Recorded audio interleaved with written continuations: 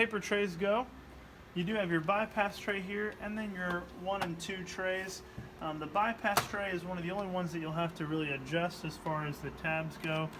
These just basically slide back and forth so that you can adjust that if you're doing envelopes or something different from 8.5 by 11. And then your bottom 2 trays, you notice they do already have it set to 8.5 by 11. However, if you need to extend this to do an 8.5 by 14, you'll simply just pinch that little green tab there, and then that'll extend your tray. As far as this machine goes with your feeder on the top, it does only have the tabs here and then this sensor here. It is pretty much set up already for 8.5 by 11, so if you're doing something smaller, you might have to adjust these tighter to the page. But if you need to run 8.5 by 14, you'll notice this sensor is going to be the thing that kind of detects that bigger size.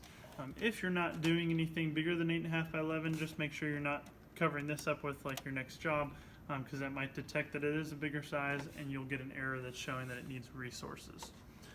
If you're running a document through the feeder and it might have some sort of a whiteout on it that might be wet, it could leave a line on this little screen here. So make sure this is clean, otherwise you might get black lines on your copies. You also have your glass here. You'll want to make sure that you put your document in the top left corner. If you don't put it tight in that corner, it could detect it as a different size as well, and then again require different resources or throw up some sort of an error that you might see. Make sure though, anytime that you load a new type of paper, that you come to your confirmation screen and that you do confirm what you've loaded in the tray.